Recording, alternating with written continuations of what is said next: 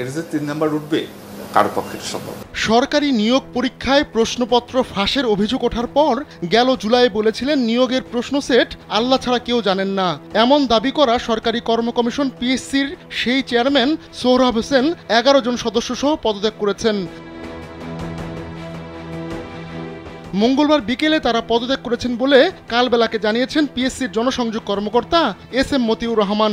তিনি জানান সদস্যদের মধ্যে 3 জনের পদত্যাগপত্র এখনও জমা হয়নি। 2020 সালের 21 সেপ্টেম্বর পিএসসি চেয়ারম্যান পদে যোগ দেন সোহরাব হোসেন।